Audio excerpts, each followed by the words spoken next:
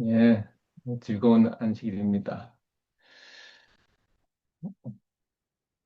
지금까지 저희는 로마서 1장부터 6장까지 했습니다. 오늘은 로마서 7장의 내용을 예, 가지고 말씀을 보겠습니다.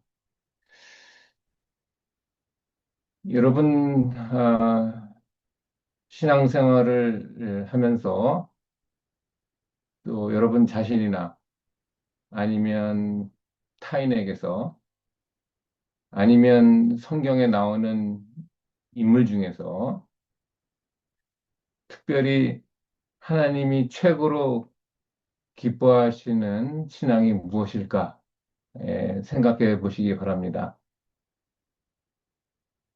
어, 특별히 저는 이 사도 바울의 신앙에 대해서 7가지를 뽑았는데 그 중에서도 제일 그 사도 바울의 최고의 신앙 성경절 하나를 제가 뽑았습니다. 아마 하나님께서 또 이 사도 바울의 신앙을 가장 기뻐하시지 않을까, 저는 또 생각을 해봅니다. 어떤 성경들이 가장 그 최고의 신앙을 말하는 걸까? 여러분, 생각을 해 보시기 바랍니다. 7가지 최고의 신앙을 특별히 사도 바울 편지서에서 뽑았습니다. 제가 이제 공유를 해서 보여드리겠습니다. 그 제일 마지막은 내가 산 것이 아니요 오직 내 안에 그리스도께서 사신 것이라. 갈라디아서 2장 20절에서 7번째로 마지막으로 뽑았습니다. 근데 그 중에서도 제가 제일 하나님이 기뻐하시는 그 신앙은 첫 번째라고 저는 생각합니다. 로마서 9장 3절. 나의 형제 곧 고르게 친척을 위하여 내 자신이 저주를 받아 그리스도에게서 끊어질지라도 원하는 바로라. 이 말씀은 이 내 개인의 구원보다 타인의 구원이 더 중요하다라는 사도 바울의 믿음입니다.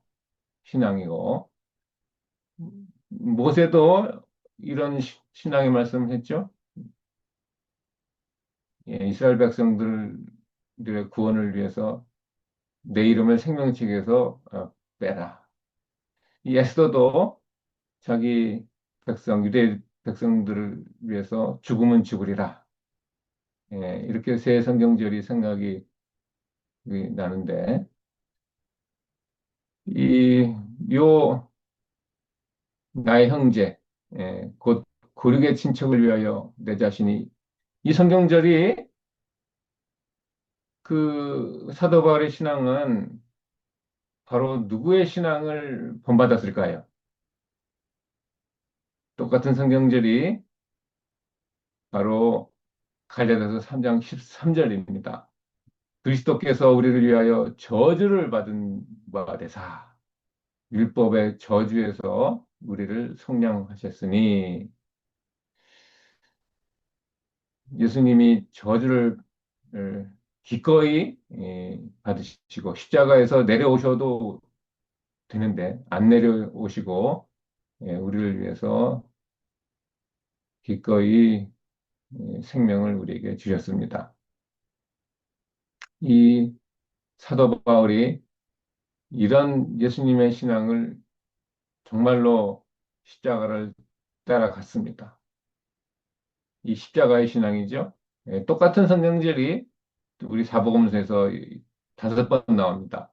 아무든지 나를 따려오거든 자기를 부인하고 이 마태복음, 마가복음, 누가복음에는 이제 자기를 버리고 이렇게 나옵니다. 그리고 날마다 자기 십자가를 지고 나를 따를 것이니라. 그렇지 아니하면 너희들은 내 제자가 될 수가 없다. 강력한 선포를 하십니다. 이 사복음서에서는 5번에 거쳐서 이렇게 나옵니다.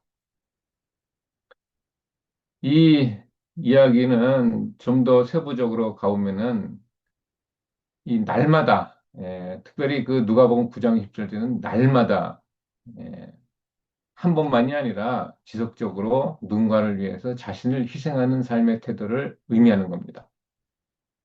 계속적으로 남의 짐을 함께 짊어지는 헌신, 희생을 말하고 자기를 부인한다라는 얘기는 나를 위한 삶이 아니라 타인을 위해서 사랑과 희생을 베푼다라는 거죠. 이것이 뭡니까? 이것이 갈라디아서 6장 2절에 보면은 그리스도의 법을 성취하라 하면서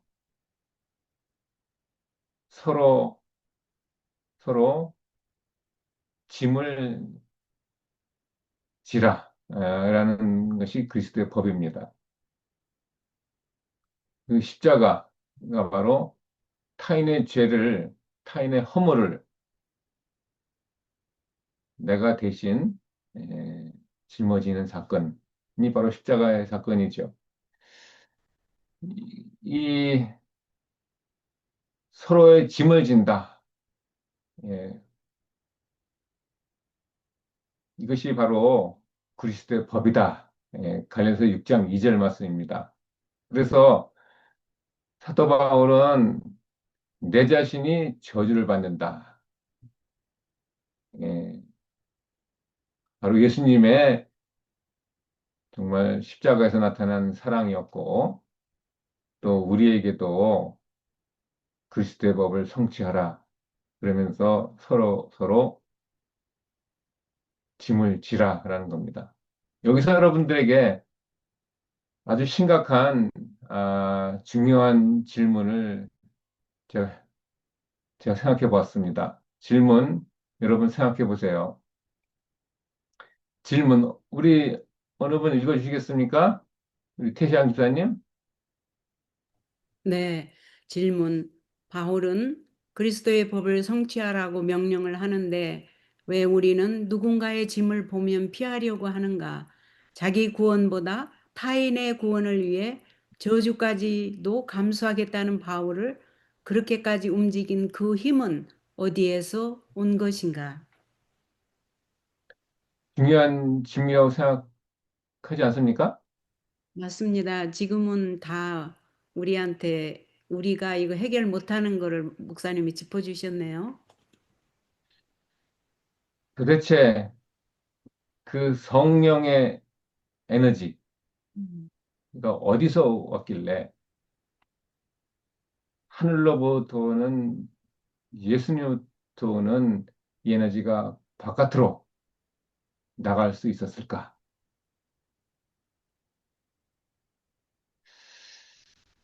이 들어오는 게 엄청나면은 예, 나가는 거는 당연히 저절로 나가겠죠. 나 안에서 엄청난 힘이 성령의 에너지가 안 나온다. 그러면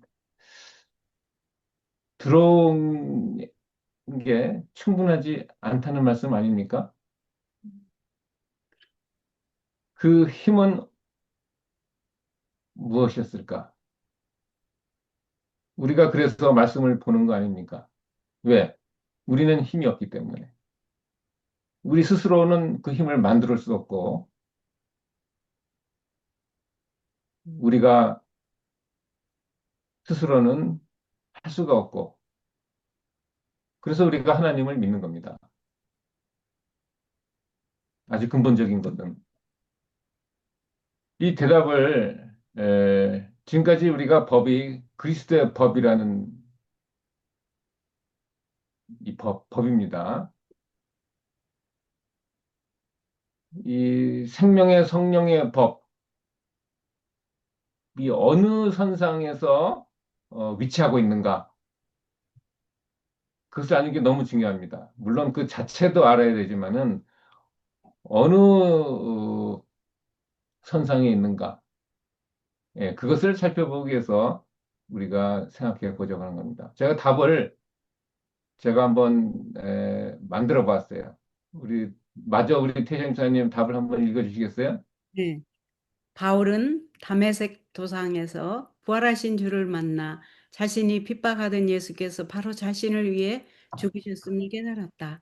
이 체험을 통해 그는 그리스도의 사랑이 자신을 위해 저주를 받으신 사랑임을 확신하게 되었다. 그 사랑이 바울을 강권하여 타인의 짐을 지며 그리스도의 법을 성취하도록 만들었으며 율법이 아닌 생명의 성령의 법이 하나님의 구원의 능력이 되었다. 또한 바울은 오직 믿음의 법으로 의롭게 되어 자랑할 데 없는 자신을 온전히 하나님께 맡길 수 있었다. 결론적으로 다른 어떤 피조물이라도 우리를 우리 주 그리스도 예수 안에 있는 하나님의 사랑에서 끊을 수 없다는 사랑의 법이 그를 하나님이 기뻐하시는 최고의 신앙의 소유자로 만들었다. 아멘. 예. 이 타인을 위해서, 타인의 구원을 위해서 내가 저주까지 감수하겠다. 라는 성경절은 로마서 9장 3절 말씀입니다. 이 로마서 9장 3절이 되기까지는 바로 그 전 로마서 8장 39절. 이것이 사도 바울을 그렇게 움직인 힘입니다. 그리스도 예수 안에서 그 사랑이 끊을 수가 없다. 엄청나서 거기에 다 내가 붙잡혔다라는 겁니다. 그 로마서 8장은 39절로 끝이 나죠. 그래서 로마서 9장 3절에 사도 바울의 위대한 신앙이 된 겁니다. 사도 바울은 자신이 힘에서 나온 게 절대로 아닙니다. 이 법이라는 거는 내가 어떻게 조작할 수가 없고 법칙입니다. 이 끊을 수가 없는 거예요. 어느 피조물이라도 무엇이라도. 그래서 법입니다. 물론 사랑의 법이라는 단어는 안 나오지만은 성경에 이것은 법칙이나 다름이 없길래 제가 이렇게 썼습니다. 그래서 믿음의 법이라는 건 정확하게 나와요. 이 믿음의 법은 바로 하나님이 베푸신 이 모든 말씀을 믿는 겁니다. 믿음의 법. 그래서 지금까지 성령의 믿음의 법, 사랑의 법 이렇게 네 개의 법칙이 나왔습니다. 또 세 개의 법칙이 또 있습니다. 한번 계속 보겠어요. 앞으로. 자, 또 질문을 더 이제 더 깊게 들어갑니다. 예, 질문을 마저 또 읽어주시겠어요? 네, 질문. 바울이 생명의 성령의 법으로 해방되기 전 죄와 사망의 법이 그를 완전히 옥죄어 도저히 스스로 벗어날 수 없는 곤고한 절망 속에서 그렇게 몸부림치며 사망의 비명을 지르게 했던 그 치열한 내적 싸움은 무엇일까요? 무엇입니까? 자아 아닙니까? 자아. 항상 성령을 거스리고 항상 사단이 나를 통해서 하나님을 분리시키는 그게 자아. 예, 그것을 감사합니다. 그것을 우리가 오늘 보는 시간입니다. 그것이 로마서 7장의 주요 내용입니다. 이 로마서 7장 특별히 14절에서 25절 우리 좀 읽어주시겠어요? 답을 네. 써놨습니다. 이 정답은 아니고 예, 어떤 제가 생각한 것인데 여러분 말씀을 해주시면 또 고맙겠습니다. 한번 읽어주시겠어요? 네. 로마서 7장 14절에서 25절. 사도 바울이 경험한 치열한 내적 싸움은 자신 안에서 선을 행하려는 마음과 악을 행하려는 욕망이 끊임없이 충돌하는 갈등이었습니다. 그는 율법의 요구를 마음으로는 선하게 행하고자 하지만 동시에 죄와 사망의 법이 그의 의지를 억누르며 행동을 지배하려 했습니다. 이로 인해 바울은 도저히 스스로 벗어날 수 없는 절망과 내적 압박 속에서 몸부림치며 자신의 한계를 절감하고 심지어 사망의 비명을 지르는 극한의 상태를 경험했습니다. 이러한 싸움은 인간의 본성과 죄의 지배 아래서의 현실을 그대로 보여주며 스스로의 무력함을 깨닫고 오직 그리스도의 은혜와 생명의 성령의 법만이 해방을 줄 수 있음을 이해하게 하는 과정이었습니다. 예, 감사합니다. 이 치열한 내적 싸움은 하나님께서 우리에게 두 가지 본능을 주셨어요. 첫 번째는 하나님의 형상을 닮은 이 타락한 인간이었지만 그래도 그래도 우리 딴에는 하나님처럼 살려는 마음을 하나님께서 주셨어요. 양심이라는 것이 있었기 때문에. 더군다나 안 믿는 사람도 잘해보려고 하는 마음이 있습니다. 하물며 그리스도인은 더, 하나님을 믿는 그리스도인은 더 그것이 더 많이 있겠죠. 율법의 요구를 어떻게든지 하다못해 부자 청년도 율법을 지키려는 마음도 있었고 또 자기 딴에는 다 지켰다고 하는 것이 부자 청년의 마음이었고 바리새인들도 어떻게든지 율법을 지키려고 다 준행하겠다고 했고 또 준행을 하려고 했고 준행했습니다. 바리새인조차도. 그러나 이 동시에 또 인간의 죄 중에서 태어난 본능이 또 있습니다. 예, 아담으로부터 온 본능. 이 두 가지 본능이 우리를 가운데 놓고 왼쪽에서는 사단이 한쪽 팔을 잡아당기고 오른쪽에서는 성령님이 예수께로 가자고 하나님께로 가자고 잡아당기고 우리는 중간에서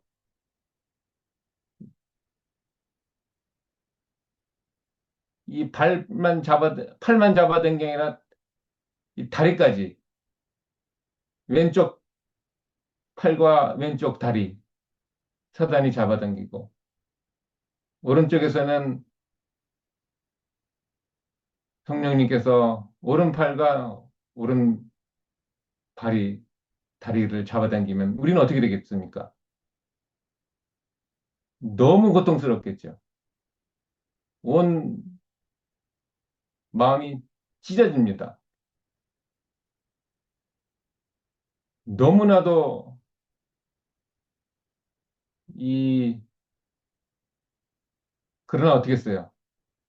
고통을 치는데 어떻게 했습니까?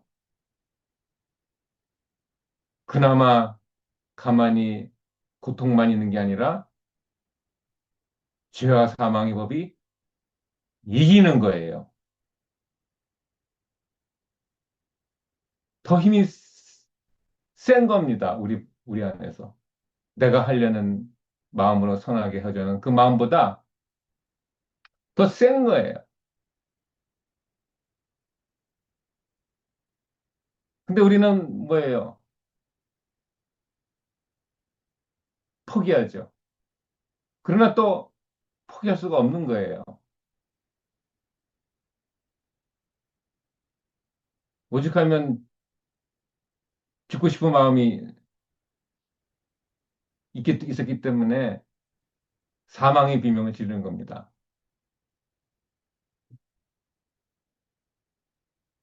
단지 내 스스로가 자아를 죽인다. 그 차원보다 더 심한 겁니다.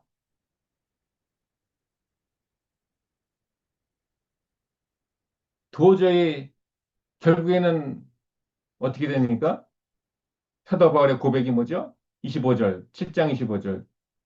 내 자신이 마음으로는 하나님의 법을, 육신으로는 죄의 법을 섬길 수밖에 없는 나구나. 이것을 사도 바울은 율법을 통해서 깨달은 겁니다. 율법을 통해서 깨달은 거예요. 좀 더 자세히 보겠습니다.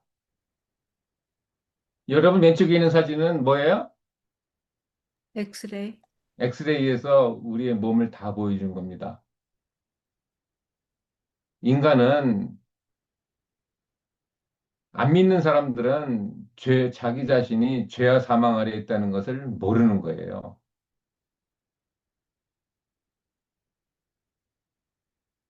이 겉으로는 다 성공을 추구하지만은 결국에는 죽음으로 끝난다라는 것을 아직까지 모릅니다. 알아도 지금 중요한 게 아니에요. 왜? 현재가 더 중요하니까. 미래는 미래고 현재는 현재잖아요.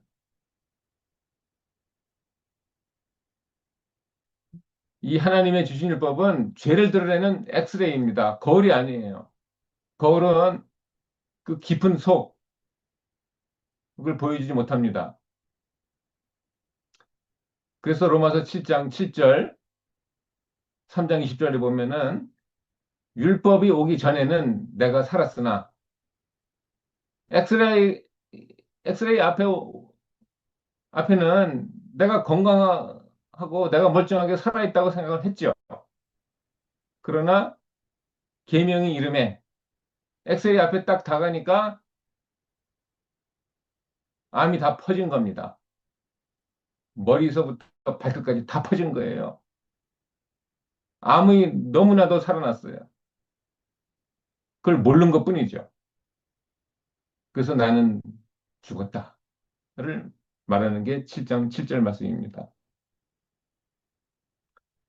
그래서 율법이 오면은 죄가 살아난다. 엑스레이에 앞에 갔으면은 암이 온몸에 퍼진 것이 드러난다라는 겁니다. 율법이 우리를 멸망시킵니까? 아니에요. 율법은 악하지 않고 선하고 신령하고 거룩하고 의로운 것이 율법입니다. 우리의 죄가 그렇게 된 겁니다. 이게 7장 14절 보면은 7장 14절 보면은 이 나는 육신에 속하여 죄 아래 팔렸다 라는 말이 나옵니다. 이 육신에 속하여 죄 아래 팔렸다 라는 말이 무엇인지 생각해 보세요. 이 7장 8절 그 전에 탐심이 무엇인지를 몰랐다. 이, 이 계명입니다. 탐내지 말라는 계명이 오기 전에는 탐심이 뭔지를 몰랐어요. 그러나 탐내지 말라는 율법, 계명, 명령이 들어오니까 내 속에 죄가 살아나는 겁니다. 여러분, 먹지 말아라. 그 전에는 선악과가 너무나도 맛있는 과일이 많았기 때문에 눈에 신경도 안 썼지만은 선악과를 먹지 말아라. 그러면은 희한하게도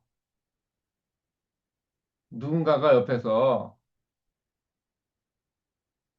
유혹하면은 어딘지 모르게 들어오는 겁니다.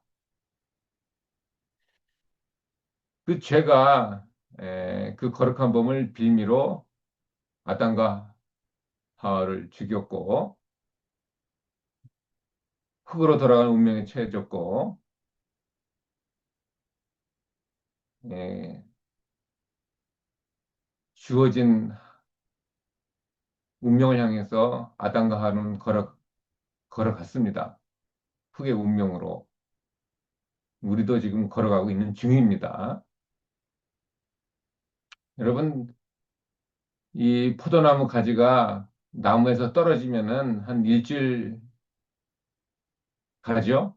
일주일 안에 다시 포도나무에 접붙이면은 살지만은 일정한 기간 내에 접을 붙이지 않으면은 말라 비틀어져서 불어 던져질 수밖에 없습니다. 포도나무는 일주일의 기간이었지만 우리들에게는 뭐 많이 넉넉 잡고 하면 100년, 100년 동안 예수님에게 접붙이지 않으면은 그것은 불 속에서 없어질 수밖에 없습니다. 그 전에 예수님을 만나라 하는 게 예수님의 피눈물 나는 섞인 하나님의 명령입니다. 포도나무에 거하라. 늦기 전에. 아직도 은혜 기간이니까. 그래서 여러분 7장 14절 죄 아래 팔렸다라는 얘기는 죄가 우리를 샀다라는 겁니다. 죄가 주인이라는 거예요. 나는 그 죄가 이끄는 대로 우리는 쫓아가는 종이다라는 것을 말하는 겁니다. 보통 이 심각한 문제가 아닙니다. 이거는 엄청난 우리의 운명이에요. 육신의 속에 죄하라 팔렸다. 이거 단순한 문제가 아닙니다. 사단이 우리의 주인이다라는 겁니다. 그래서 원하는 선은 행하지 않고 원치는 악을 행하는 우리들이었다. 사도 바울이었다.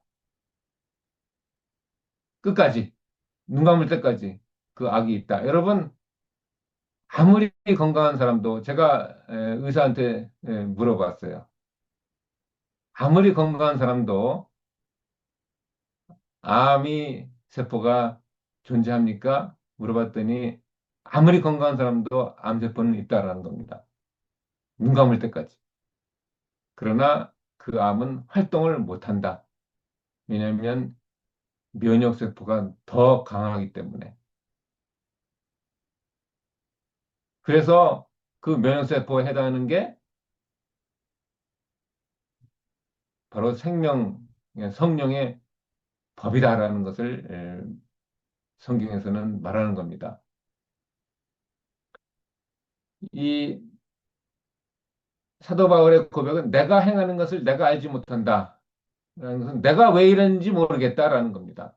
이해가 안 된다라는 거예요. 행하는 것을 알지 못한다. 내가 인정할 수가 없다. 내가 왜 이런가? 이것은 당연한 우리 그리스도인들. 그것이 이제 내 자신을 살피는 이 조사심판적 자기 성찰이 되는 겁니다. 이걸 통해서 에, 하나님께 무릎 꿇고 하나님께 기도하게 하고 하나님께 회개하는 쪽으로 나를 끌어가는 겁니다. 왜? 죄가 있음을 깨달았기 때문에. 이전에는 몰랐죠. 율법이 와니까 알게 된 거예요. 그래서 여러분 하나님의 법이 외부에서 온 겁니다. 이거는 외부에서 오니까 이 내부에 두 마음이 있다는 것을 깨달은 겁니다. 그 율법을 지키려는 선을 행하려 하는 그 마음 한쪽 구석에 그러나 더 센 거, 더 강한 죄의 법 그것이 내 안에 또 있구나. 그래서 아무리 결심해도 죄의 법이 마음의 법을 삼켜버린다. 그것이 여기 로마서 7장 20절에서 23절, 죄법이, 여기 성경절 보시면은 로마서 7장 22절, 23절 한번 같이 읽어주시겠어요? 우리 세 시간 좀 읽어주시겠어요? 22장, 22절, 23절. 로마서 7장 22절, 23절. 네. 성경을 지금 찾아야 되는데 좀 아, 그래요? 그러면 내 속 예. 사람으로는 하나님의 법을 즐거워하되. 여기 하나님의 법이 나왔습니다. 22절에. 그러나 내 지책 속에서 한 다른 법이 내 마음의 법과 싸워서 내 지체 속에 있는 죄의 법 아래로 나를 사로잡아 오는 것을 보도다. 이 22절, 23절은 하나의 문장입니다. 하나의 문장 속에 법이 세 개가 들어있는 겁니다. 이 세 가지 법이 그냥 내 마음을 막 휘젓는 겁니다. 하루에도 몇 번씩. 그래서 공부한 사람이로다. 마음이 그냥 천갈래로 막 찢어지는 거예요. 그래서 사망의 몸에서 누가 를 건져내랴. 이 하나님의 법은 인간에게 이렇게 살아라. 서로 사랑하라. 용서하라. 그러나 이 죄의 법이 더 크다는 그 마음의 법은 따르고 싶지만 실패해서 여기에 나온 게 뭐예요? 여기에 나온 게 이 마음의 법보다 더 큰 거 죄의 법이죠? 그러나 죄의 법보다 더 큰 거, 엄청나게 큰 거, 이 우주만큼 큰 거, 우주보다 더 큰 거, 그게 바로 생명의 성령의 법칙입니다. 법칙. 일방적인 거예요. 하나님의 일방적인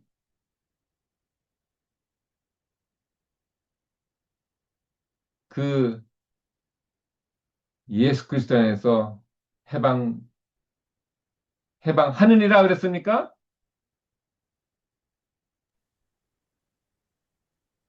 뭐라 그랬어요? 8장 2절.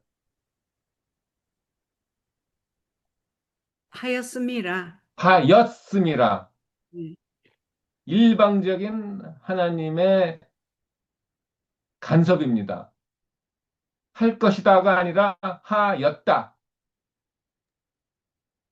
이것을 우리가 믿는 겁니다. 이것이 십자가에서 일어나는 거예요. 하였다. 왜 과거로 나왔을까? 우리가 태어나기 전에도 이것은 어느 누구도 막을 수 없다. 이건 기정사실이다. 못 바꾼다. 어느 누구도. 하나님께서 일방적으로 베푸셨다 이겁니다. 그러나 우리는 믿을 수가 없는 거죠. 우리가 믿고 안 믿고 상관이 없습니다. 해방시켰다. 믿는 자에게는 이것을 제일 좋은 그 예화가 이거예요. 일제시대에서 대한민국은 독립을 했습니다. 해방되었습니다. 일본에서. 해방됐다는 것을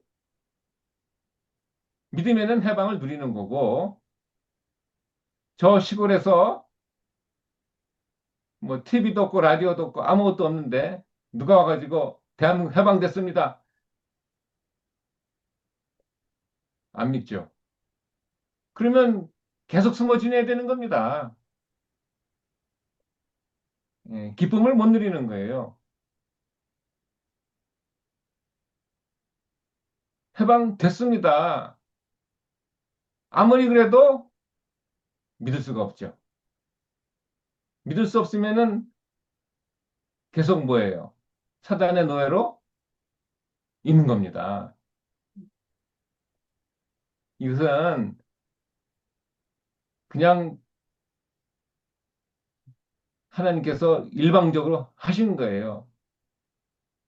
그래서 믿음으로 믿음의 법. 그래서 우리가 자꾸 자꾸 옆 친구가 와서도 안 믿고 해방됐어. 못 믿겠어.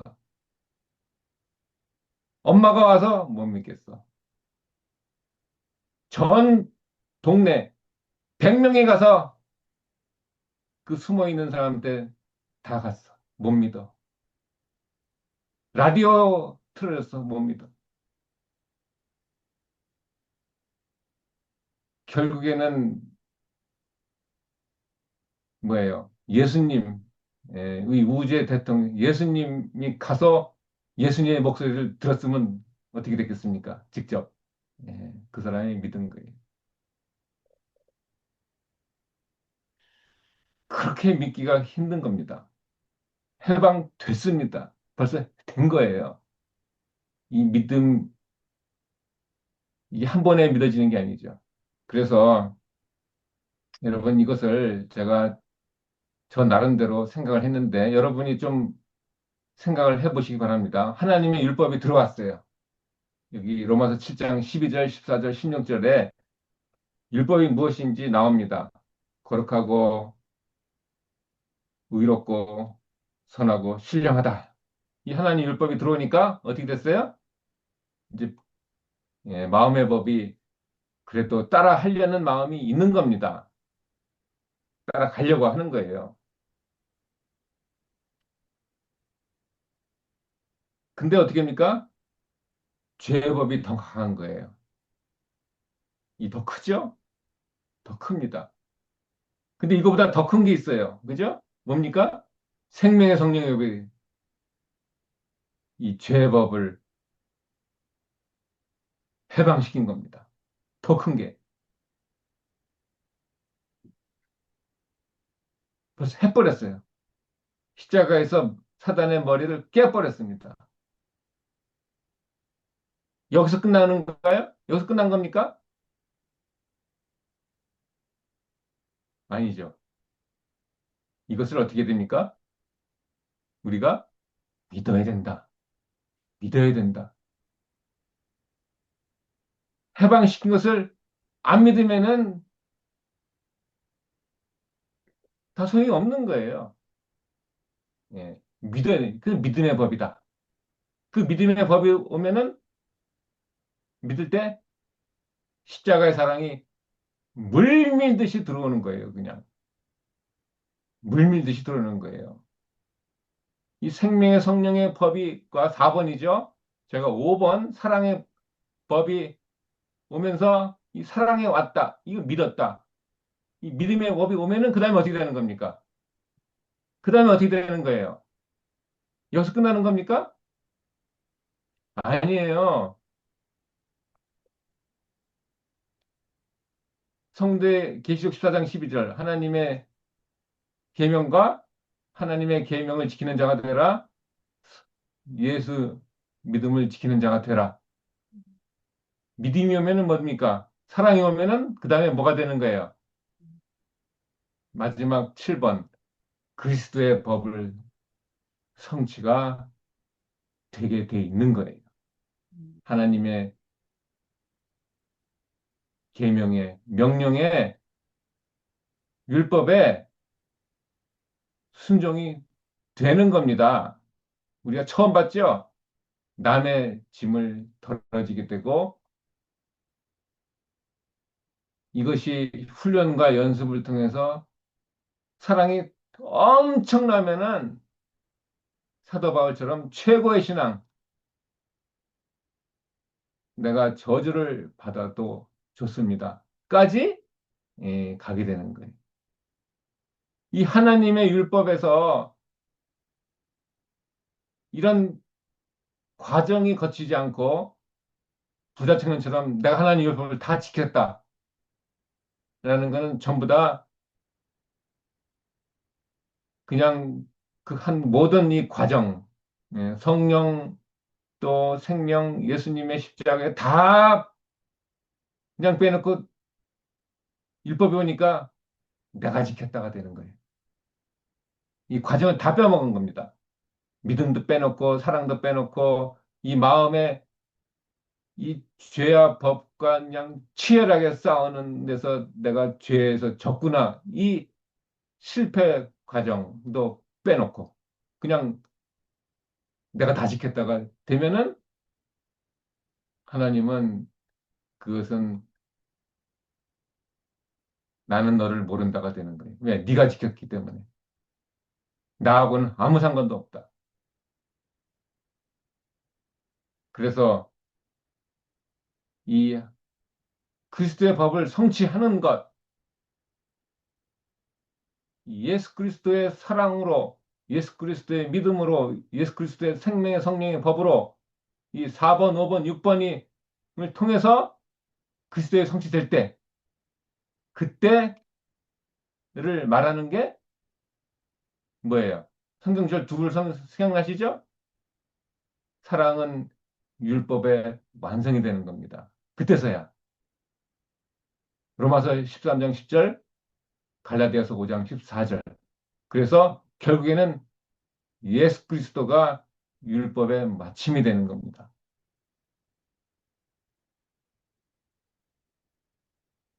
이 로마서 7장 끝에 너무 이상한 게 있죠. 너무 말이 안 되죠. 사망의 몸에서 누가 나이 비명 속에 있는데 사도 바울은 감사하다라고 그럽니다. 아니, 사망에서 비명 지르고 있는데 뭐가 감사합니까? 뭐가 감사합니까? 왜 감사냐? 로마서 7장 25절. 왜 감사냐? 내 자신이 마음으로는 하나님의 법을 육신으로는 죄의 법을 섬기노라. 이걸 깨달은 게 감사한 겁니다. 또 감사한 게 있죠? 아, 나는 죄의 법을 이길 수 없는 존재구나. 이걸 깨달아서 감사해. 옛날에는 다 했다. 난 다 할 수 있다. 다 지켰다. 그게 사도 바울이었는데, 아, 내 느름, 내 능력, 내 스스로는 죄의 법을 해서 이길 수가 없구나. 그래서 그걸 깨달은 게 감사. 거기서 끝나는 게 아니라 사망하면서 누가 나를 건져내랴 이렇게 비명 지르게 한 것도 감사. 그 비명 지르는 게 뭐 때문에 그랬어요? 율법을 주셔서 비명을 지른 겁니까? 그래서 율법도 감사. 결국에는 예수님이 찾게 돼서 감사, 예수님이 오셔서 생명의 성령법으로 해방시켜서 감사. 처음부터 끝까지 다 감사합니다.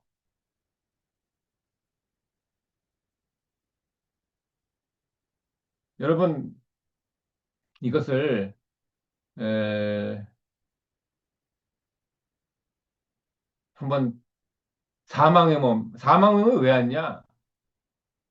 그게 우리 이제 말씀을 이제 좀 줄이면서 1장 18절부터 3장 20절. 여러분, 로마서 1장 18절 이전에는 인사 말씀이었어요. 그리고 믿음이 닮은 의를 이 설교 제목이죠. 설교 제목이 나온 겁니다. 믿음이 닮은 의에 대해서 기쁜 소식, 복음에 대해서 내가 말하겠습니다. 하는 게 1장 17절 이전이에요. 근데 1단계는 1장 18절. 1장 18절에는 어떤 단어가 나오냐면은 하나님의 진노라는 단어가 나옵니다. 하나님의 진노부터 시작해서 3장 1절 죄를 깨달습니다. 이 1장 18절, 3장 20절은 인간의 가지고 있는 모든 이 죄들, 모든 더러운 것들 다 적나라하게 집중적으로 폭로한 게 3장 20절까지입니다. 그 중에서 6개의 요거는 이따 좀 살펴보겠어요. 그래서 내용은 이겁니다. 인간이 예수 없이 어떤 상태인 예수가 없다면은 예수님이 안 계시면은 어떤 상태가 되는지 보라는 거예요. 보라. 그 동시에 뭡니까? 너희들은 예수가 절대적으로 필요한 사실을 깨달아라 라는 겁니다. 이 두 가지를 보여주는 게 제1단계 인간의 상태입니다. 1장 18절부터 3장 20절까지 예수가 없는 상태, 인간 상태가 무엇인지를 똑바로 말하는 거예요. 인간의, 인간의 존재가 도대체 무엇인지, 그리고 예수님이 절대적으로 필요하지 않느냐? 이상 그를 보라는 게 1단계입니다. 그 다음에 2단계에서 하나님 어떻게 하시겠다는 거예요? 하나님은 2단계에서 2단계에서 로마서 12장에서 16장까지 너의 업을 하나님이 기뻐하시는 거룩한 산전 드려라. 이렇게 만드시겠다는 거예요. 전혀 불가능하지 한 상태에서 전혀 탕자 중에 탕자, 이 괴수 중에 괴수, 그 인간들, 사단의 종자들을 하나님의 기뻐하시는 거룩한 하나님의 자녀, 하나님이 오셔서 넉넉히 천국에 들어갈 수 있는 그 자격이 있는 하나님의 효자다운 효자로 만들겠다라는 겁니다. 만들겠다는 거. 그 중간에 뭘까? 이 12장, 16장이 되려면은 이 생활에 복음화입니다. 12장에서 16장은 실천적 신앙인데 이게 되려면은 뭐예요? 이게 되려면은 타인으로 생각하는 이 사랑이 다 먼저 있어야 됩니다. 타인을 생각하는 그 마음이 먼저 있어야 이게 실천적 신앙이 나오는 거예요. 그게 9장에서 11장까지가 바로 아까 말했듯이 내가 저주를 받아 좋으니까 내 형제 구원받기를 원한다. 이 자기 중심의 타인 중심 이 사랑이 먼저 있어야 되는 거예요. 그렇기 때문에 유대 백성들에 대한 이 사도 바울의 마음을 표현한 게 9장 11장입니다. 그 다음에는 이제 내 마음이 유대뿐만 아니라 뭐예요? 전 세계로 가는 겁니다. 공중에서 날아다니는 전 세계를 향해서 날아가는 거예요. 여러분이 먼저 여러분의 같은 동족, 한국 사람들 사랑할 마음이 있어야 돼요. 먼저. 그 다음에 이제 거기서 더 나가서 전 세계로 가는 겁니다. 이게 12장에서 16장이에요. 그러면은 가장 중요한 게 뭘까? 9장 이 타인을 위해서 죽어도 좋다. 전 이방으로 나가는 전 세계 복음화로 나가기 위해서 도대체 뭐가 이렇게 될까? 다시 말하면 뭐겠어요? 당연히 뭐겠어요? 타인으로 사랑이 전가되고 전 세계적으로 사랑이 실천이 되려면 어떻게 됩니까? 그게 출력인데 출력, 입력이 들어와야 되는 거예요. 그 입력이 바로 3장 20절에서 8장까지입니다. 3장 20절 시작이 3장 20절이 20절이 아니라 3장 21절입니다. 제가 잘못 썼네요. 3장 21절. 3장 21절은 예수로 시작합니다. 하나님의 의, 바로 그분이 예수다. 예수가 이 땅에 일방적으로 오셨다로 시작해서 그 예수님이 8장 39절에 끊을 수 없는 사랑이다. 이 2단계. 이게 되면은 9장 11장이 되고 12장 16장이 되는 거예요. 9장에서 11장, 12장 16, 이게 안 되면은 이게 안 된 겁니다. 이게 안 된 거예요. 2단계가 되면은 3단계, 4단계 자동으로 되는 거고 3단계, 4단계까지 안 됐다 그러면 2단계가 안 된 거예요. 근데 이 2단계가 안 됐다. 그럼 1단계가 안 되는 겁니다. 내가 예수님이 필요하다라는 것을 못 깨달은 거예요. 나 잘났다가 되는 겁니다. 나 부족한 것이 없다. 나 예수가 필요 없다. 그러면은 2단계가 안 되는 거예요.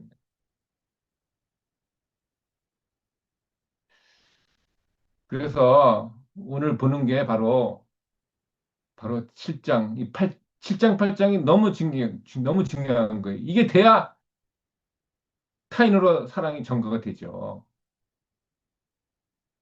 그 8장이 돼야 됩니다. 생명의 성령의 법. 해방시켰다. 믿어야 되는 거예요. 이걸 믿어야 되는 거예요. 이게 쉬운 것 같은데 안 믿어지는 거예요. 이게 평생 걸립니다.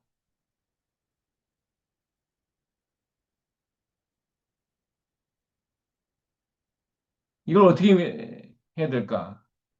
그것을 또 계속 보겠습니다. 그래서 5장은 아까 1장은 1장 17절까지는 인사하고 이 주제로 설교하겠다고, 아까 3장 20절까지는 아까 죄였고, 21절부터 이제 예수님이 나오는데, 3장에 보시면은 의롭다함을 얻었다. 이렇게 개념적으로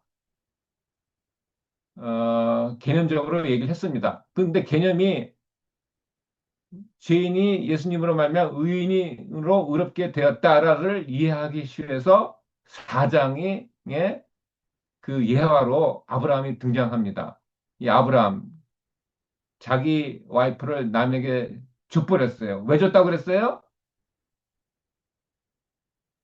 아브라함이 두 번씩이나 자기 와이프를 남한테 줘버렸어요. 왜 줬어요? 왜 줬어요? 이간에는 그게 최선의 지혜로운 방법이라고 생각하고 생명을 살리기 위해서. 아니, 성경서 다시 보시면 확실하게 나옵니다. 자기, 자기가 살려고. 자기 살려고 자기 와이프는 남한테 죽든지 말든지 나 상관 안 하겠다. 그게 아브라함이었어요. 조직, 조직 폭력보다 더 못한 악인이 아닙니다. 악인 중에 악인. 이런 악인이 없어요. 나 살겠다고 와이프 남한테 줘버렸어요. 죽든지 말든지 난 상관 안 한다. 가서 죽어라. 나부터 살고 보자. 그게 아브라함이었어요. 그런 악인인데도 불구하고 가장 위대한 믿음으로 만드는 하나님의 사랑을 보라는 겁니다. 하물며 너희일까 보냐. 너희는 아브라함보다 더 낫지 않느냐. 그럼 아브라함보다 더 위대한 믿음으로 내가 하나님께서 왜 못 만들겠느냐? 십자가에서 예수님의 사랑을 보라는 거예요. 그게 사장입니다. 아브라함을 본받아라가 아니고 아브라함을 그렇게까지 악인 중에 악인을 하나님의 위대한 믿음의 조상으로 만들게 하신 하나님의 사랑을 보라는 거예요. 예수님을 보라는 겁니다. 당연히 너도 그렇게 여러분은 마지막 주자입니다. 사도 바울을 만드신 건 하나님이에요.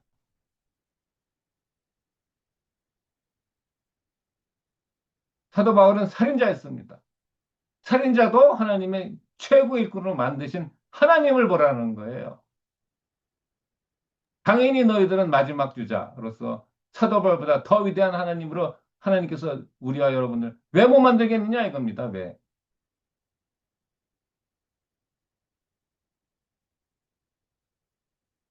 여기 계신 분들이 사도 바울보다 10분이 계시면 사도 바울이 10명 그러면 어떻게 되겠습니까? 그러면 예수님 오십니다. 그렇지 않겠어요?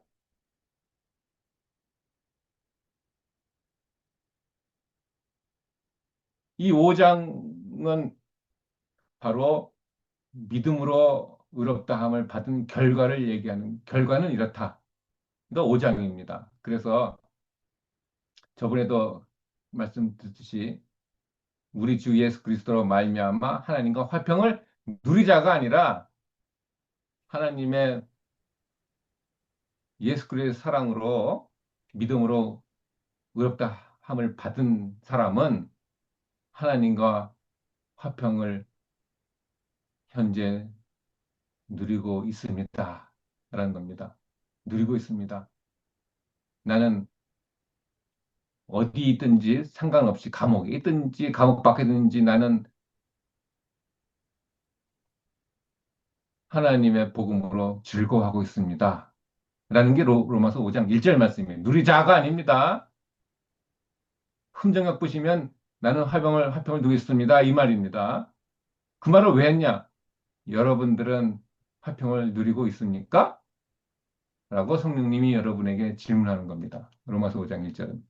나는 사도 바울은 이러고 있는데 저 사도 바울은 저렇게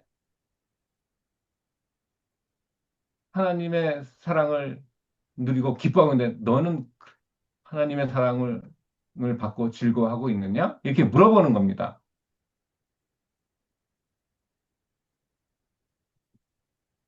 거기에 대한 육장은 뭐냐면 만약에 안 누르고 있다. 난 아직도 모르겠다. 그러면 육장을 보라는 거예요. 네가 은혜에 대해서 잘 오해를 하고 있구나. 예. 너희 자신을 위해서는 죽으라는 거 아닙니다. 자아를 우리 죽입시다가 아니에요.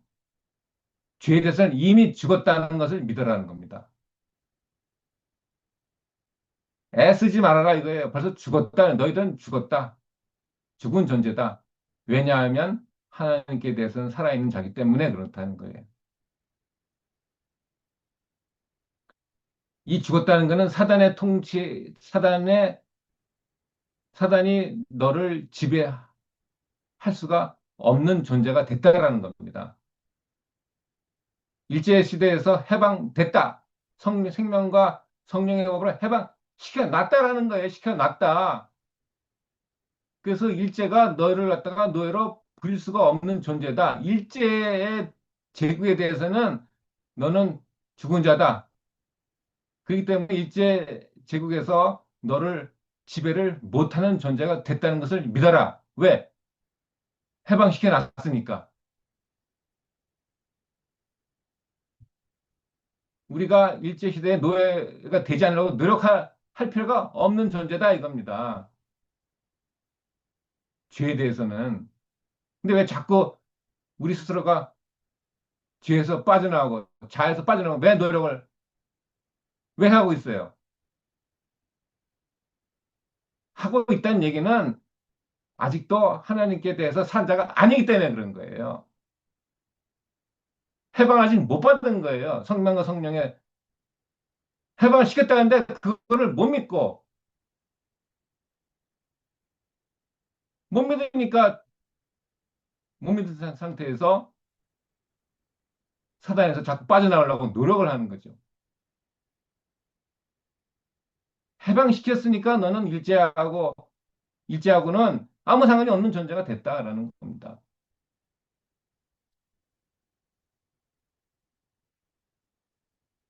근데 7장은 뭘까요? 7장은 바로 율법에 대해서 오해를 바로잡습니다. 예. 그래서 율법은 죄를 깨닫게 하지만 율법은 우리를 회복을 못 시킵니다. 치유를 못 시키는 거예요. 엑스레이는 우리를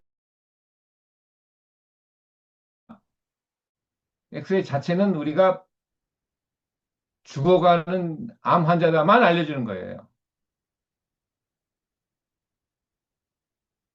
율법은 빨리 늦기 전에 예수께로 가라를 말하는 게 율법의 제일 첫 번째 기능입니다. 그래서 8장은 바로 성령 안에서 자유. 해방시켰다. 해방시켰다. 하였다. 예. 그래서 아까 여러분 이 죄가 가져오는 결과 이게 제일 1단계라고 그랬어요. 여기 로마서 3장 10절에서 20절까지가 6가지의 무가 나옵니다. 없다라는 겁니다. 의인이 없다, 깨닫는 자도 없다, 하나님을 찾는 자도 없다, 쓸데가 없다, 무익하다, 그죠? 선을 행하는 자도 없다, 결국에는 그렇다 하시면 얻을 질체가 없다. 없다가 6번 나옵니다. 이것을 뭐예요? 뼈저리게 내가 깨달아야 된다. 제1단계. 그래서 예수님이 절대적으로 필요하다를 깨달아야 되는 거예요. 이것을 말씀과 능력 이해내신 111페이지에 너무나도 정확하게 나옵니다. 인간의 영광을 티끌 가운데 버리고 요 얘기가 이 얘기는 뭐냐면은 나는 티끌로 이 세상에서 없어질 흙으로 돌아갈 운명이구나를 깨달아야 되는 겁니다. 나는 흙으로 돌아갈 운명이구나를 깨달아야 되는 거예요. 뼈저리 깨달아야 돼요. 이 첫 번째. 두 번째는 내 힘으로는 아무것도 할 수 없구나를 깨달아야 되는 거예요. 그다음에 세 번째는 여기 번역을 좀 잘못했습니다. 번역은 이게 자신의 무력함을 깨달을 때라고 나왔는데 이게 번역이 아닙니다. 이것은 내가 아무것도 아닌 존재를 깨닫는 겁니다. 제가 영어 성경을 제가 보여드리겠습니다. 에, 영어 성경을 제가 보여드리겠습니다. 자, 이 영어로 나온 거 여기 보시면은 When men see their own nothingness라고 나왔어요. 예. 여기 더스트로 나왔죠? 더스트. 더스트임을 깨닫고, 더스트임을 깨닫고, 그 다음에 아무것도 할 수 없다. 그 다음에 아무것도 아닌 존재다. 이 세 가지를 깨달을 때, 이게 깨닫는 게 쉽지 않아요. 저 같은 경우는 거의 40년이 걸린 것 같아요, 정말. 깨달을 때, 어떻게 해요? 그때서야 그들은 그리스도의 의로 옷을 입을 준비가 된다라는 겁니다. 이 세 가지는 뭐냐면은 칭의는 거룩할 수 없다만 하면 아닌 그것도 들어가는 겁니다. 단지 거룩할 수 없는데 예수님의 의로 거룩하게 되었다. 그거는 일부분이에요. 일부분. 믿을만한 칭의는 굉장히 아주 너무너무 큰 범위입니다. 여기 너무나 다 들어가야 되는 거예요. 나는 스스로 하나님의 율법에 지킬 수가 없구나. 나는 스스로 회개할 수도 없구나. 나는 스스로 기도할 수도 없고, 나는 남을 사랑할 수도 없고, 남을 위해서 선을 행할 수도 없고, 나는 말씀을 가르칠 수도 없고, 여기 다 들어가요. 다 들어가는 겁니다. 그때 나는 스스로 아무것도 못하는구나. 그때 그리스도를 입을 준비가 돼서, 그때에서 어떻게 되는 거예요? 그때 어떻게 되됩니까? 인간을 위해서 행하시는 하나님이, 그때서야 하나님이 일하신다. 여러분을 위해서, 저를 위해서. 하나님이 우리에게 주시고자 하는 성령의 능력도 하나님이 역사하시고, 회개의 능력도 역사하시고, 하나님의 영광이 우리에게 보여주시고, 하나님의 일꾼으로 일할 수 있는 성령의 능력이 우리에게 임하시고, 하나님의 속마음도 우리에게 보여주시고, 하나님이 우리에게 준비하신 모든 상급을 주시는 하나님의 역사가 그때서야 일어난다는 겁니다. 이 사도 바울이 어떻게 해서 승리했나? 끊임없이 죽을 때까지 싸웠다는 거예요. 죽을 때까지 싸웠어요. 요, 여기 나온 모든 그 말씀은 다 가정과 건강에 나온 말씀입니다. 날마다 죽노라. 날마다 죽노라. 왜? 날마다 죄의 법이 사로잡았기 때문에 그래요. 날마다 충돌했습니다. 하나님의 뜻과. 그래서 사망에서 누가 그를 건졌느냐? 비명을 질렀고 그 비명을 들으시는 예수님께서 찾아오셔서 십자가의 사랑을 보여주시고 그 사랑으로 붙잡혀서 그 사랑에 따라 하나님을 뜻을 행하였다라는 겁니다. 이 믿음의 법, 생명의 성령의 법이 오셔서 믿음의 법과 사랑의 법으로 그리스도의 법이 성취되게 됐다라는 겁니다. 그래서 복음의 필수 내용은 이 자신이 죄인인 사실을 아는 자만을 구원할 수 있다. 이 제1단계라고 그랬습니다. 이렇게 되면은 우리는 하나님의 능력을 붙잡게 되고 이게 뭐예요? 이게 믿음입니다. 이 믿음이 생기면은 하나님께 우리가 순종할 수 있고 거기에 하나님의 능력이 우리에게 또 임하신다라는 거예요. 그래서 결론적으로 또 보겠습니다. 이, 이 믿음이 생기는 게 생명과 이 생명의 성령의 법이라는 건 두 가지 법이 같이 있는 겁니다. 생명의 법, 그리고 성령의 법이에요. 이 생명의 법이라는 것은 어디에 이용하죠? 어디에 적용이 됩니까? 사망에 적용이 되는 겁니다. 사망이지만은 하나님의 생명으로 너희들 반드시 살리겠다가 생명의 법이에요. 살리셨다고 되는 거고. 왜냐면 법칙이니까. 법칙이라는 거는 우리가 거기에 저항할 수가 없는 거예요. 법칙입니다. 여러분, 중력의 법칙, 저항할 수가 없는 거예요. 생명의 법이라는 것은 인간이 어느 피조물도 거기서 대항할 수가 없는 게 생명의 법이에요. 그래서 이 죽을 것이 생명의 상징과가 되게 했다. 그러니까 고린도서 4장, 5장 4절이고 또 같은 성경절이 또 고린도 전서에도 나옵니다. 사망이 이김에 삼킨 바 되었다. 예수님의 부활 생명으로 삼킨 바 됐다라는 겁니다. 이걸 쉽게 말하면 어떻게 됩니까? 쉽게 말하면 죽을 것이 생명에 삼킨 바 되게 했다라는 겁니다. 하려 하면 이 미래적인 게 아니지만은 과거적으로 우리가 말씀을 받아들여야 되는 거예요. 쉽게 말하면 어떻게 됩니까? 쉽게 말하면은 죽을 것이 생명의 상킨가 되겠다를 쉽게 말하면은 어린아이들도 이해할 수 있게끔 말을 바꿔 말하면은 이게 수동태입니다. 자, 죽을 것, 우리죠. 지극히 작고 작은 것, 지극히 작고 새우라고 해봅시다. 새우가 고래에 삼킨 바 되게 하려 함이니라. 쉽게 말하면 뭡니까? 쉽게 말하면 새우가 고래에 삼킨 바 되게 하려 함이라. 쉽게 말하면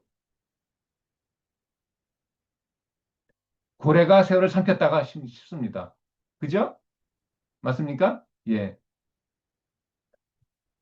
쉽게 말하면 생명이 사망을 삼켰다라는 거예요. 왜? 생명이 훨씬 크니까. 죄의 법보다 생명의 성령의 법이 훨씬 크니까 생명의 성령의 법이 죄와 사망의 법을 삼켰다라는 거예요. 저절로 해방이 되는 거죠. 여러분 수동태로 나온 거는 전부 다 능동태로 고치셔야 돼요. 왜? 한국말에는 수동태가 익숙치 않습니다. 그냥 생명이 죽을 것을 삼켰다. 예, 어느 누가 그렇게 말합니까? 사과가 내 입에 삼킨 바 되게 했습니다. 누가 그래요? 그런 말 씁니까? 사과가 내 입에 삼킨 바가 오늘 아침에도 사과가 내 입에서 삼킨 바 되게 했습니다. 그러면 안 해요. 내가 사과를 삼켰다 그러지. 그죠? 사과가 나로 하여금 먹힌 바가 되게 했습니다. 그러면 안 쓰잖아요. 근데 성경은 이상하게도 헬라어는 수동태를 너무너무 좋아합니다. 다 그렇게 돼 있어요. 그러니까 말씀 묵상이 안 되는 거죠. 너무 어려워요. 여러분 앞으로 그래서 이것을 매일매일 봐야 됩니다. 성경은 이 말을 하고 있는 거예요. 생명의 성령의 법이 아까 생명이라는 것은 바로 이걸 하는 거. 성령의 법은 뭐냐? 성령의 법이라는 것은 할 수 없는데 하나님은 성령으로 하시겠다가 성령의 법입니다. 성령님의 제1번 기능은 너희는 못하지만 하나님은 하시게 한다. 성령의 능력으로 하게 하시겠다가 성령의 법입니다. 생명의 법은 생명의 법이라는 것은 예수님의 생명이 죽을 것을 삼켰다가 생명의 법이고, 예, 성령의 법은 그것을 못 믿으니까 하나님이 성령의 능력을 믿게 하시는 겁니다. 어쨌든 모든 것을 하게 하시는 게 성령의 법이에요. 내가 순종을 못한다. 순종하게 하시는 것이 성령의 법입니다. 그래서 이 생명의 성령의 법, 이 죄와 사망의 법을 해서 너를 해방하였습니다. 아멘입니까? 예, 우리 이것을 성령의 법으로, 예, 전적으로 이미 이렇게 하셨구나를 믿는 저와 여러분이 되시기를 간절히 바라고, 아무쪼록 이 생명의 성령의 법을 이 믿음의 법으로, 사랑의 법으로 결국에는 그리스도의 법이, 예, 성취되는 여러분과 제가 되기를 간절히 바라며, 이 그리스도의 법이 성취된 이 사람들을 하나님이 찾아오시는 겁니다. 이 사람들, 그리스도의 법이 성취된 자, 단지 사망에서 몸에서 누가 나를 건져내랴. 이런 사람들은 더 비명 지르시고, 더 비명 지르다가 예수님이 옆에 있는 것을 깨달으시고, 그 예수님을 찾으시고, 그 예수님을 믿으시고, 해방된 것을 믿으시고, 이 아무쪼록 그리스도의 법이 성취되는 그 가장 기뻐하시는 하나님의 거기까지, 예, 인도하도록 계속해서 여러분들이 매일 죽고 또 예수님의 생명으로 매일 사는 그 기적의 삶을 매일 여러분이 경험하시는 저와 여러분이 되기를 간절히 바라며 말씀을 마칩니다. 아멘.